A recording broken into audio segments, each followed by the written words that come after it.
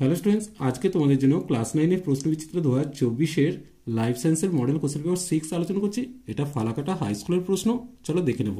একের দাগ, ঠিক উত্তরটি নির্বাচন করো। দেখো এখানে তোমাদের 7টা এমসিকিউ করতে দিয়েছে। একের কোশ্চেন, যে পর্বে প্রাণীদের রেচনাঙ্গ ফ্লেম কোষ তা শনাক্ত করে, উত্তর হবে প্লাটি হেলমিনথেস, এটা অ্যানিলেটার নয়। এরপর দুইটা, যে পর্বে প্রাণীদের মধ্যে কোলোব্লাস্ট কোষ দেখা যায় তা শনাক্ত করে, উত্তর হবে টিনোফেরা। এরপর দেখো জলে দ্রবণীয় ভিটামিনটি হলো, উত্তর হবে ভিটামিন সি, কারণ ভিটামিন বি কমপ্লেক্স আর সি এরা জলে দ্রবণীয়।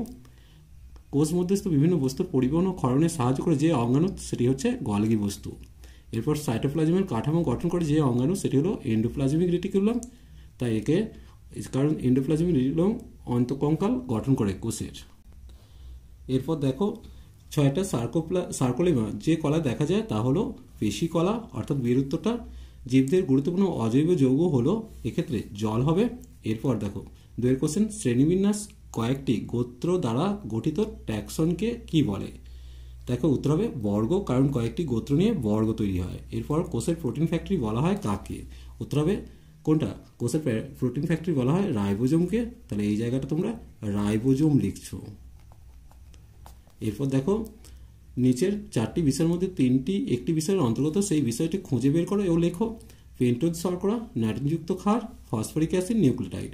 কারণ নিউক্লিওটাইডের মধ্যেই দেখো পেন্টোজ শর্করা, নাইট্রোজেনযুক্ত ক্ষার, ফসফরিক অ্যাসিড থাকে।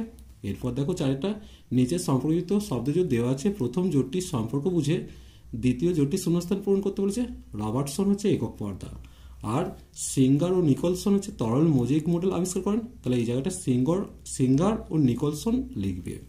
এরপর দেখো 3 জীববিদ্যা ও ড্যাশের সহযোগী গঠিত শাখাটির নাম হচ্ছে বায়োনিক্স, উত্তর হবে ইলেকট্রনিক্স। এই কোশ্চেনটা প্রত্যেকটা পেজেই আছে, তাই কোশ্চেনটা ভালো করে তোমরা নোট করবে, ইলেকট্রনিক্স। এরপর দেখো অ্যামাইনো অ্যাসিড ড্যাশ বন্ধনী দ্বারা পরস্পর যুক্ত হয়েছে, প্রোটিন, উত্তর হবে পেপটাইড বন্ধন। তাহলে এই জায়গায় পেপটাইড লিখবে। বিন্যাসবিধির জনক বলা হয় ক্যারোলাস লিনিয়াসকে, তাহলে এই জায়গায় ক্যারোলাস লিনিয়াস লিখছো।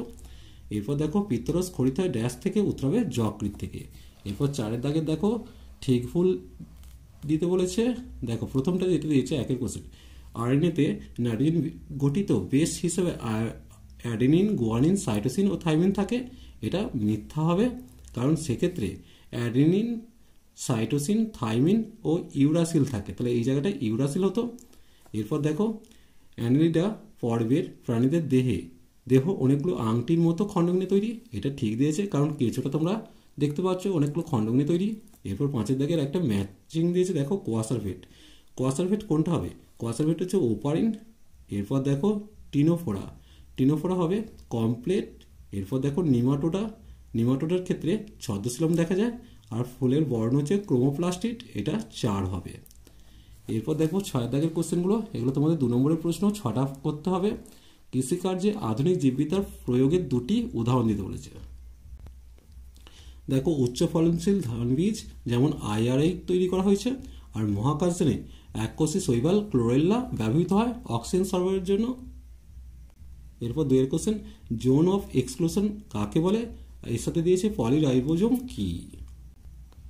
দেখো গলগি বডির কাছাকাছি সাইটোপ্লাজমে কোনো কোষাঙ্গাণু থাকে না, এই অঞ্চলকেই জোন অফ এক্সক্লুশন বলে। আর দেখো এমআরএনএর রাইবোজোমগুলি সারিবদ্ধভাবে অবস্থান করে, তখন তাদের পলিরাইবোজোম বলে, অর্থাৎ অনেকগুলো রাইবোজোম একসাথে থাকলে সেটা পলিরাইবোজোম বলে। এরপর দেখো দিয়েছে দ্বিপদ নামকরণ বলতে কি বোঝো। দেখো গণ ও প্রজাতি এই 2টি পদ নিয়ে যে নামকরণ হয়েছে তাকেই দ্বিপদ নামকরণ করেছে বিজ্ঞানী ক্যারোলাস লিনিয়াস, এটাই আবিষ্কার করেন। এরপর দেখো সকল ভার্টিব্রাটা কর্ডাটা, কিন্তু সকল কর্ডাটা ভার্টিব্রাটা নয়, ব্যাখ্যা করতে বলেছে। সকল কর্ডাটা প্রাণীদের ভ্রূণকালীন অবস্থায় নোটোকর্ড পরবর্তী সময় মেরুদণ্ডে রূপান্তরিত হয়েছে, তাই তাদের মেরুদণ্ডী বা ভার্টিব্রাটা বলে।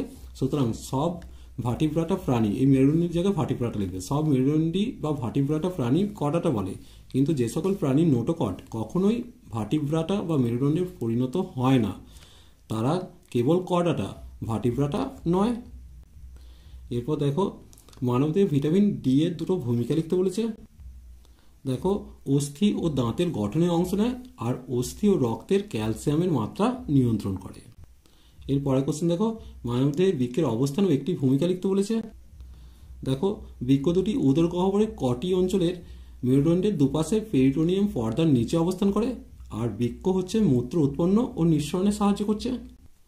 এরপর দেখো মানবদেহে অগ্ন্যাশয় গ্রন্থির দুটি ভূমিকা উল্লেখ করতে বলেছে। দেখে নাও, উৎসেচক নিঃসরণে সাহায্য করছে আর ইনসুলিন ও গ্লুকাগন নিঃসরণে সাহায্য করছে। এরপর দেখো কার্যগতভাবে জাইলেম ও ফ্লোয়েম কলার মধ্যে পার্থক্য নিরূপণ করতে বলেছে। দেখো জাইলেম কি করছে, মূলরম দ্বারা শোষিত জল ও জলে দ্রবীত খনিজ লবণ ঊর্ধ্বমুখে বাহিত করে, অর্থাৎ ঊর্ধ্বমুখী পরিবহনে সাহায্য করে। আর ফ্লোয়েম হচ্ছে পাতায় তৈরি তরল খাদ্য সমগ্র উদ্ভিদ দেহে বাহিত হয়, অর্থাৎ নিম্নমুখী পরিবহনে সাহায্য করে। আজ এই পর্যন্তই। নেক্সট ভিডিও নিয়ে খুব তাড়াতাড়ি হাজির হবো। ভিডিওটি ভালো লাগলে লাইক শেয়ার কমেন্ট করো, পারলে চ্যানেলকে সাবস্ক্রাইব করে নিও। চলো টাটা, বাই।